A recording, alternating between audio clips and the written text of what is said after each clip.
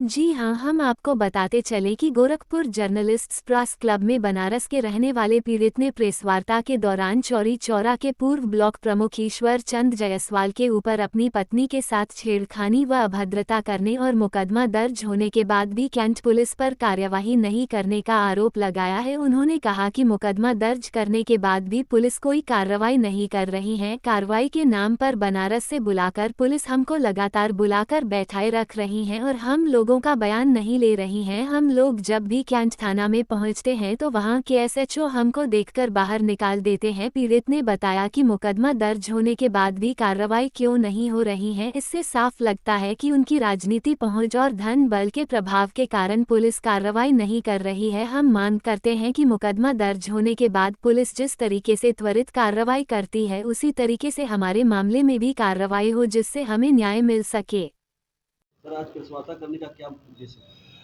प्रशासन मेरे एफआईआर पर जो हुआ है उस पर कोई कार्रवाई वो नहीं कर रही किस है। प्रकार का एफआईआर? एफआईआर छेड़खानी और रेप का प्रयास किए थी। किसके ऊपर? ईश्वर चंद जायसवाल आरोपी ब्लॉक प्रमुख हैं, उनके ऊपर ये एफआईआर हुआ है।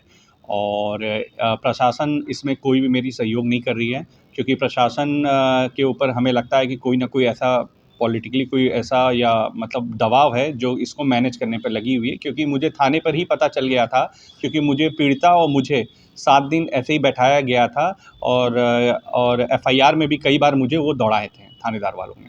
जिसके ऊपर मतलब किसके किसके साथ छेड़छाड़ हुआ है? मतलब धर्मपत्नी, मेरी धर्मपत्नी के साथ। कब की क्या घटना था? है और घटना फिर क्या क्या था, कार्रवाई पूरा हुई? मामला? घटना 28 का है, 28 अक्टूबर 2025 का है। और मेरा एफआईआर होता है 4 नवंबर 2025 को।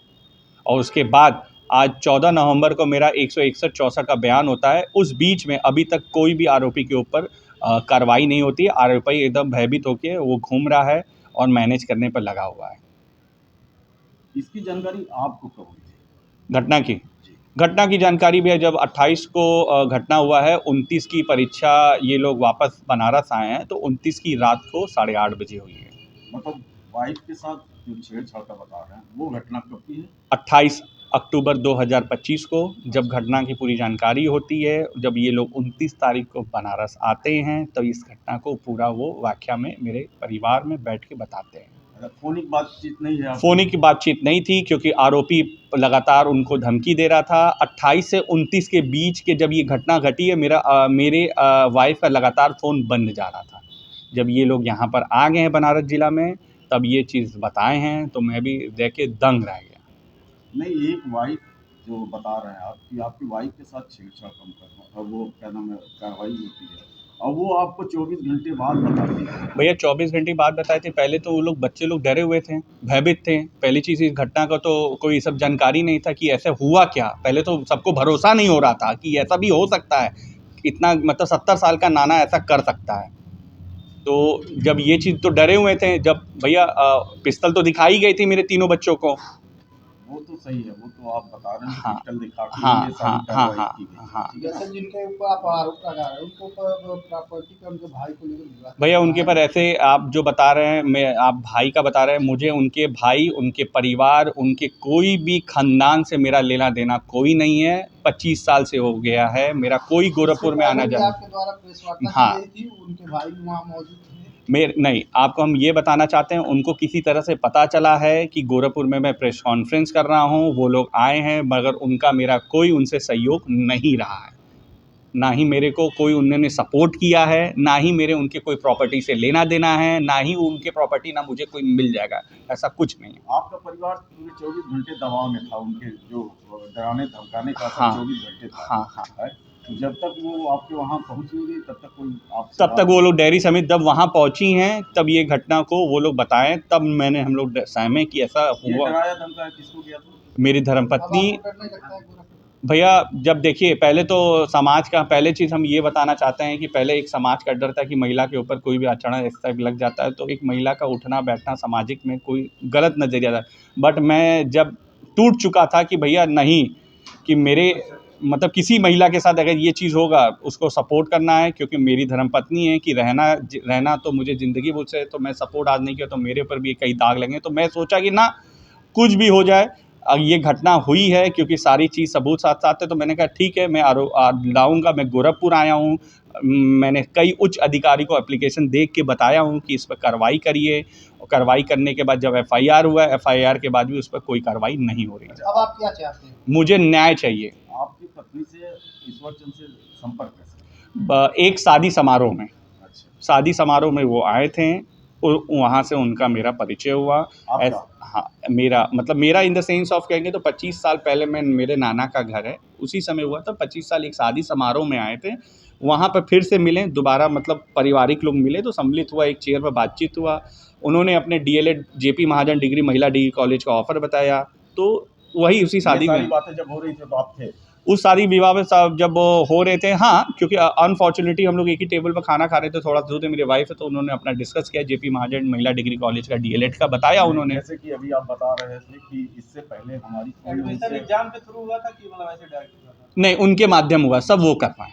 वो करा हाँ। बिना एग्जाम पे? हाँ, बिना एग्जाम दिए? नहीं, एग्ज़ाम नहीं, आप फिर से बताना चाहते हैं, एडमिशन करवाने का उन्हीं का रोल है, फीस का भी जमा कराने का उन्हीं का रोल है। तीसरा, जब परीक्षा आया है तो उनकी प्रिंसिपल फ़ोन करके बोलते हैं कि आप अपना एडमिट कार्ड ले लीजिए, और एग्ज़ाम का सेंटर पड़ा है गोरखपुर में, जो 2 सेंटर पड़ा था, मेरे देवरानी का अलग पड़ा था और मेरे वाइफ का अलग पड़ा था।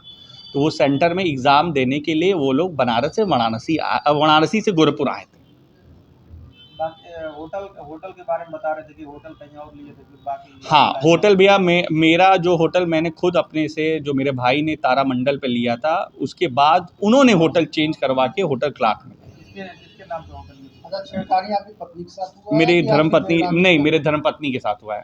जो होटल बुक हुआ था वो उनके नाम पे ईश्वर चंद जायसवाल? नहीं, ईश्वर चंद जायसवाल ने अपना मतलब पहली चीज़, उनके बहुत बचपन के खास के मित्र, जिस हिसाब से बता उनके रेफरेंस पे? उनके रेफरेंस में। नाम आपकी पत्नी का था? नहीं, मैं जो आईडी लगा था मेरे भाई का लगा था, वहाँ पर जो बुकिंग हुआ मेरे सूर्यान जायसवाल।